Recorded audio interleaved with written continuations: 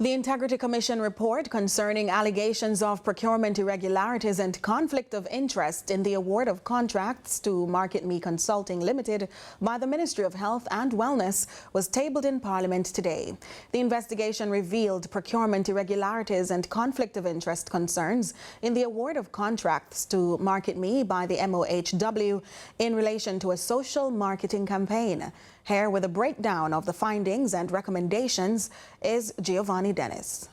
Well, thank you so much, Nika. Well, first up, the report came in late this afternoon and we are still going through the report. Now, this is the background to the probe. On August 7, 2020, the Director of Investigations at the Integrity Commission, that's Kevin Stevenson, he commenced an investigation into allegations of procurement irregularities and conflict of interest in the award of contracts to Market Me by the Ministry of Health and Wellness in respect of the development and implementation of a social marketing campaign during the period January 2016 to December 2020. Now, Director of Investigations Kevin Stevenson found that the circumstances surrounding the Ministry's acceptance of the unsolicited proposal made by the Market Me Consulting Limited lacked transparency and financial prudence. Now, these are some of the main findings. The investigation revealed procurement irregularities and conflict of interest concerns in the award of contracts to Market Me by the Ministry of Health in relation to a social marketing campaign. Now, the contracts had a cumulative value of $78.6 million. This is 15 contracts in total. 14 of the contracts that were awarded to Market Me were done by the Ministry of Health and the other by the National Family Planning Board.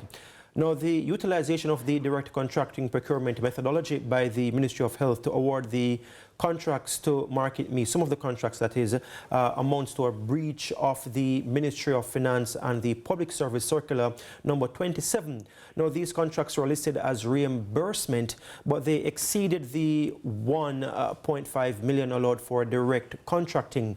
Both were done on May 1, 2019, valued at 1.75 million and 1.54 million respectively.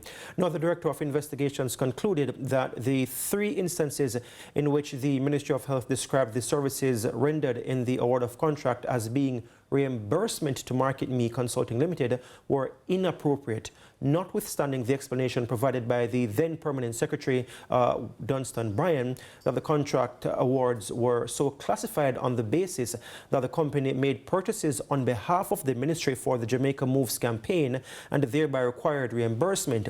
Now, the Director of Investigations further concludes that the aforementioned justification demonstrates poor and ineffective procurement planning on the part of the Ministry of Health and Wellness in determining the goods and services needed by the ministry and thereby ensuring compliance with the Government of Jamaica's procurement guidelines. Now, this method of acquiring goods or services effectively circumvented established procurement procedures and is wholly inappropriate. Now, the Director of Investigations also concluded that the apparent award of 6 quote-unquote contracts on the same day, that was May 1, 2019, was irregular and contrary to the principle of competition. Now, this were all were connected to the Jamaica Moves campaign. Now, we said it was irregular, especially considering the nature of the services said to have been provided by Market Me and which were all connected to the Jamaica Moves campaign.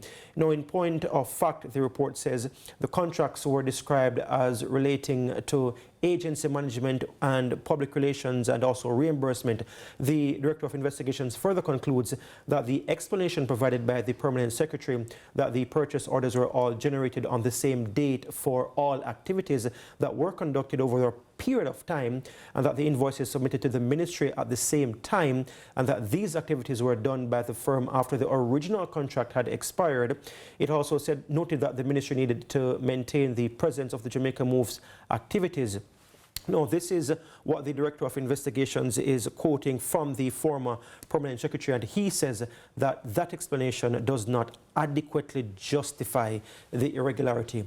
Now, further, the report says that having regard to the award of multiple contracts on the same date to the same entity, it is instructive to note that the Appendix 111 of the GOJ Handbook of Public Sector Procurement Procedures describes the splintering or fragmentation of contracts as the deliberate separation of contracts done specifically to avoid the requirements for competition or approval.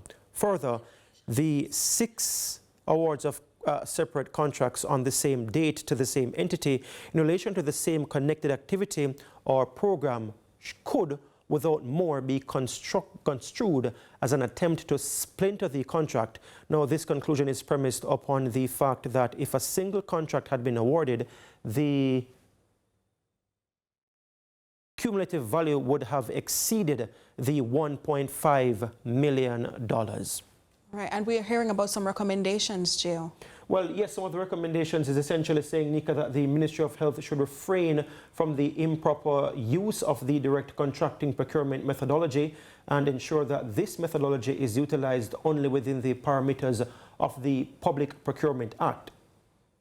Now, it's also recommended that the Ministry of Health should ensure that at all times it has in place a comprehensive procurement plan which facilitates value for money, prudent financial management, and allows the entity to plan more effectively in the procurement of goods, works, and services while adhering to international best practices and applicable laws and procurement guidelines.